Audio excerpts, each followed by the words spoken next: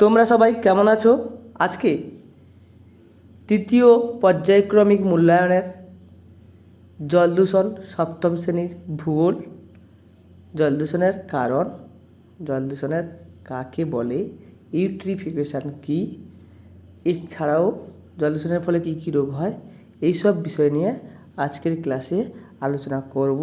তোমরা সবাই একটু মন দিয়ে শোনার চেষ্টা করো, যাতে তোমাদের ভবিষ্যৎ আরও উজ্জ্বল ও সুন্দর হতে পারে।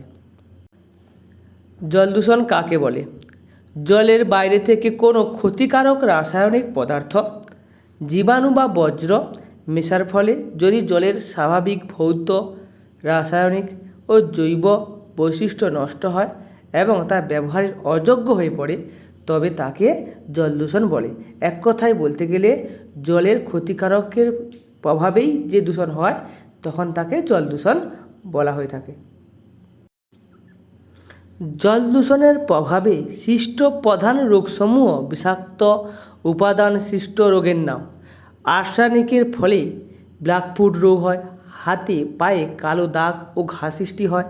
বলছে ক্যাডিয়াম, বলছে ইতাই বা আউচ রোগ সৃষ্টি হয়। পারদের প্রভাবে মিনামাটা রোগ সৃষ্টি হয়। ফ্লোরাইডের প্রভাবে ফ্লোরোসিস রোগ, দাঁত ও হাড়ের ক্ষতি হয়।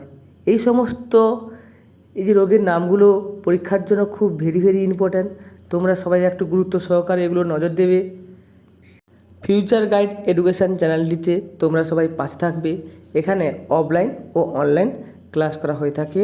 তোমরা গুরুত্ব সহকারে এটা পড়ার চেষ্টা করবে। ইউট্রিফিকেশান, সাবান বা সার ধোয়া জল পুকুরে পড়লে শৈবাল অতিরিক্ত বৃদ্ধি পায়। শৈবাল এর ফলে জলে অক্সিজেনের ঘাটতি দেখা যায় এবং জলজ প্রাণী বা মাছ মারা যায়। তাকে এক কথায় ইউট্রিফিকেশান বলে। ইউট্রিফিকেশানের ফলে অক্সিজেনের ঘাটতি জলে লক্ষ্য করা যায়। জল দূষণের কারণগুলি কি কি?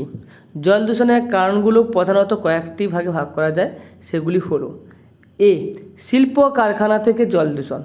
পেট্রো রাসায়নিক শিল্প, পলিথিন শিল্প, প্লাস্টিক শিল্প ইত্যাদি শিল্প থেকে বিভিন্নভাবে প্রচুর পরিমাণে দূষিত রাসায়নিক পদার্থ নির্গত হয়ে থাকে। এর ফলে দূষিত নালা নর্দমা দিয়ে নদীতে মেশে ফলে সমুদ্রের জলে দূষিত করছে। বি, কৃষিভিত্তিক দূষণ। ফসলের জমিতে ব্যবহৃত অতিরিক্ত রাসায়নিক সার, নাইট্রেট ও ফসফেট কীটনাশক, আগাছানাশক বৃষ্টির পানির সাথে ধুয়ে নিকটস্থ জলাশয় ও ভূগর্ভস্থ পানিতে মিশে যায়। গৃহস্থলী ও পৌর বর্জ্য। গৃহস্থলী থেকে যে আবর্জনা বেরোয়, সেই আবর্জনাগুলি পুকুরে বা নদীতে ফেললে জল দূষণ হয়। তৈল নিঃসরণ। সমুদ্র বা নদীতে চলাকালীন জাহাজ বা ট্রাঙ্কের যদি কোনো কারণে দুর্ঘটনাগ্রস্ত তেল সমুদ্রে মিশে যায়, ফলে সমুদ্রের জল ও নদীর জল কী হয়? দূষিত হয়। তোমরা এটা ভালো করে গুরুত্ব সহকারে এই পয়েন্টগুলোকে লক্ষ্য রাখবে। তাপীয় দূষণ। বিদ্যুৎ কেন্দ্র, বিভিন্ন ভারী শিল্প যন্ত্রপাতি ঠান্ডা করতে তপ্ত গরম পানি সরাসরি নদীতে ছাড়লে পানির স্বাভাবিক তাপমাত্রা বেড়ে যায়, জলজ ও প্রাণীর জন্য ক্ষতিকর হয়ে পড়ে, ফলে অনেক জলজ প্রাণী মারা যায়। ভারী ধাতু ও ভূগর্ভস্থ দূষণ। প্রাকৃতিক বা মানুষসৃষ্ট কারণে ভূগর্ভস্থ পানিতে আর্সেনিক, ফ্লোরাইড ইত্যাদি ক্ষতিকারক উপাদান মিশ্রণ হয়, ফলে দূষণ লক্ষ্য করা যায়।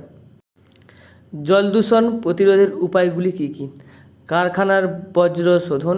বিষাক্ত জল শোধন করে তবেই নদীতে ফেলতে হবে। বি, জৈব সারের ব্যবহার।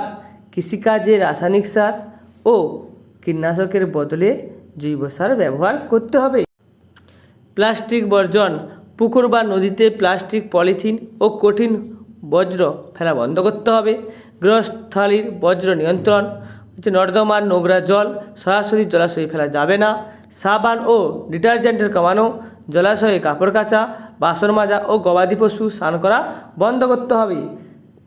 এখানে সামনে ফোন নাম্বার দেওয়া থাকবে। তোমরা যদি হোয়াটসঅ্যাপে যোগাযোগ করতে চাও, তাহলে হোয়াটসঅ্যাপে যোগাযোগ করতে পারো ও ফেসবুকেও যোগাযোগ করতে পারো।